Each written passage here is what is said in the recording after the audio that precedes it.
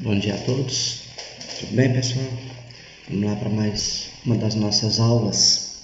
Nós vamos falar hoje no capítulo 3, Sociedade e Natureza na Era da Globalização.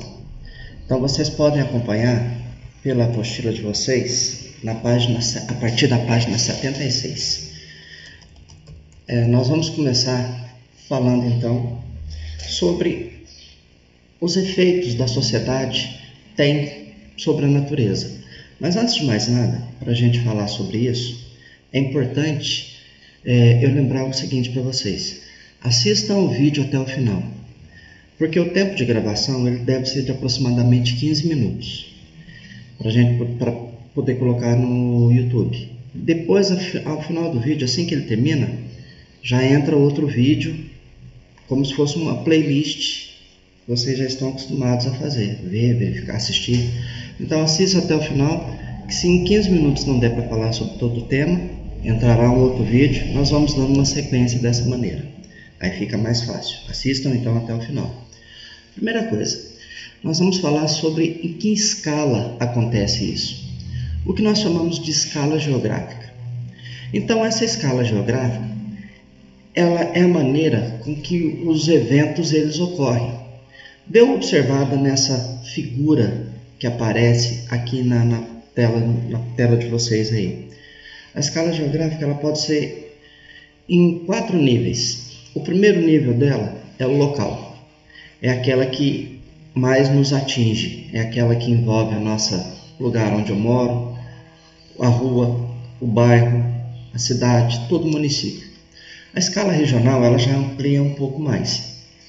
No nosso caso, pode ser a região sul de Minas, pode ser o estado de Minas Gerais, pode ser a região sudeste. A escala nacional é aquele fenômeno que atinge a maior parte do país. Então, ele vai atingir um país como um todo. Como o Brasil ele tem uma grande extensão territorial, essa escala nacional, às vezes, atinge a maior parte do país apenas.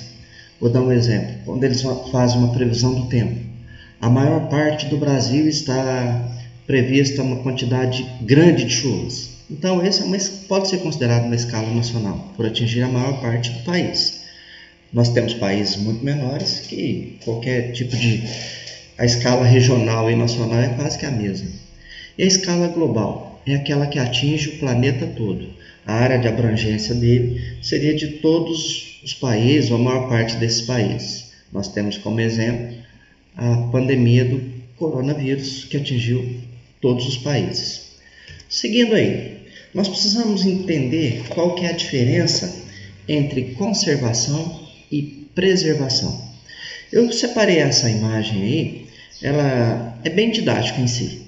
Observem que a palavra preservação tem uma plaquinha escrita proibida a entrada. A preservação é quando você isola uma determinada área natural para evitar o contato humano, para que aquela área ela não sofra degradação. Vou dar um exemplo. No Brasil restam poucas áreas de Mata Atlântica.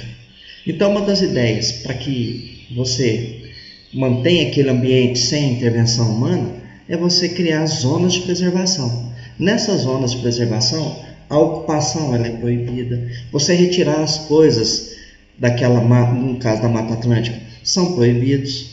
Então, a preservação, você vai deixar a natureza intacta, sem alteração do homem, seja pela ocupação ou pelo uso do que a natureza está oferecendo ali. Já a conservação, ela é o uso racional, é o manejo dessa área de uma maneira sustentável. Ou seja, você viver em harmonia com a natureza. Você pode entrar lá, você pode utilizar daquilo que a natureza oferece, porém, você não pode causar impactos. Então, essa é a diferença entre conservação e preservação. A gente ouve muito na televisão falar esses dois termos, mas as pessoas confundem muito o significado deles. Preservação, deixa intacto, não pode mexer. Conservação, você pode utilizar, mas de maneira racional. Muito bem, nós vamos falar sobre essa questão da sustentabilidade ambiental. O que é ser sustentável?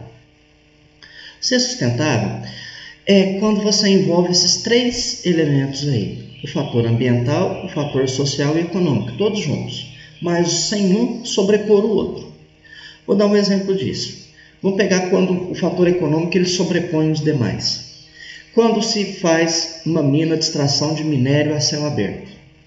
Nós temos exemplos aqui no Brasil, infelizmente, de casos em que essas minas elas têm aquele local que eles vão depositando os rejeitos. Nós tivemos já o rompimento dessas barragens. Então, foi levado pelo quê? Pelo fator econômico. Era mais barato aquele tipo de material, o tipo de represa, o tipo de barragem para guardar aqueles rejeitos. Pensou-se na questão ambiental? Não. Porque aquilo ali causa um impacto ambiental. Pensou nas pessoas que viviam naquela comunidade? Não. Então, não era sustentável. Para ser sustentável, você tem que atender esses três fatores: ambiental, social e econômico. Quando a gente fala de sustentabilidade, a gente tem a preocupação com as futuras gerações. É você utilizar o que a natureza te oferece sem causar danos para as pessoas que virão ainda, Provavelmente, no meu caso, os meus netos, no caso de vocês, os filhos de vocês, os netos de vocês, que ainda que virão a poder utilizar dessa natureza. Então, a sustentabilidade seria isso. Existem várias maneiras de ser sustentável. A reciclagem é um exemplo disso. As áreas de conservação e preservação, o uso racional dos recursos da natureza. Uma forma sustentável, para dar um exemplo para vocês, o exemplo de algumas comunidades que vivem na Amazônia, que eles coletam frutos de árvores, eles coletam raízes, cipós, folhas dessas árvores para vender para a indústria. Eles vão utilizar para vender para essas indústrias, para elas retirarem o óleo, para retirar fragrâncias de essências para fazer perfumes, como é o caso da Natura. Então, existe uma maneira de ser utilizada a natureza sem causar danos. Tudo bem? Então, vamos seguindo. Mas, agora vamos falar sobre natureza, economia e sustentabilidade. Muitas pessoas falam sobre a questão que é necessário você utilizar da natureza. Pois, afinal de contas, nós temos uma população muito grande no mundo. Uma população de mais de 7 bilhões de pessoas. Como alimentar essas pessoas? Como gerar produtos para o uso dessas pessoas sem agredir a natureza? Essa é a maior dificuldade que nós temos.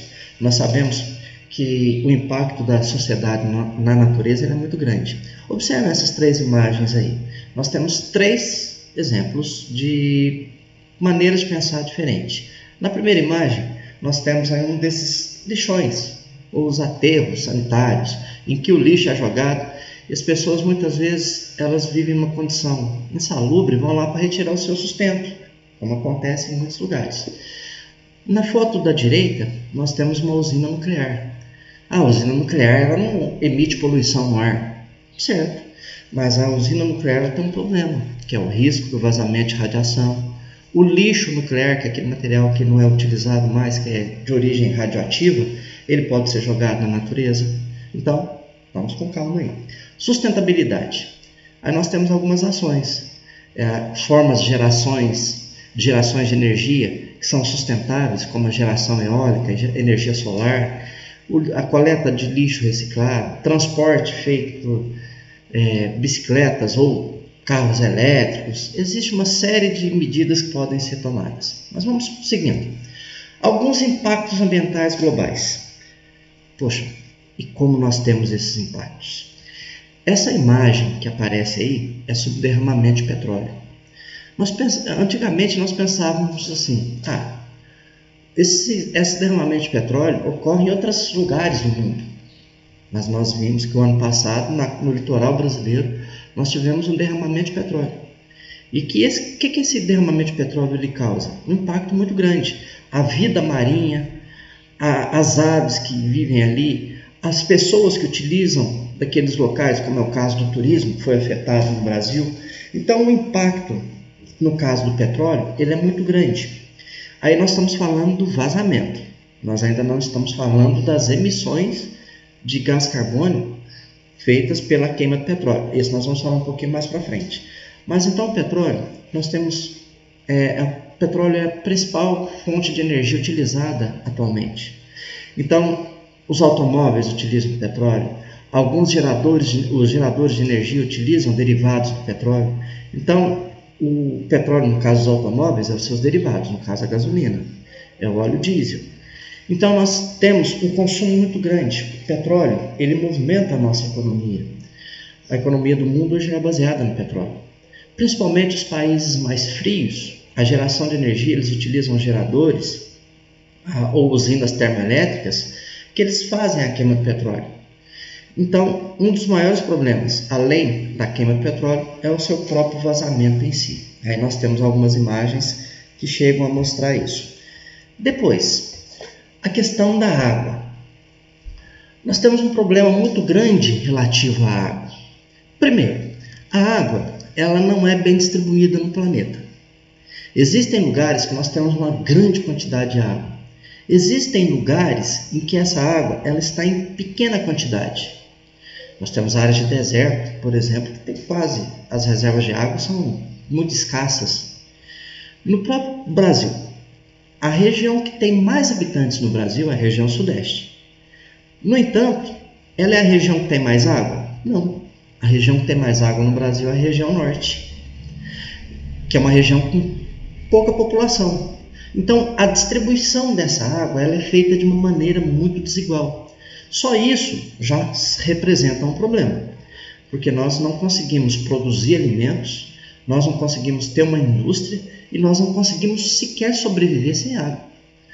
Aí, o primeiro problema, então, é essa questão da distribuição. Observem nessa imagem aí, os países eles estão marcados de acordo com se esse país ele tem uma grande quantidade de água ou se a água ela é insuficiente.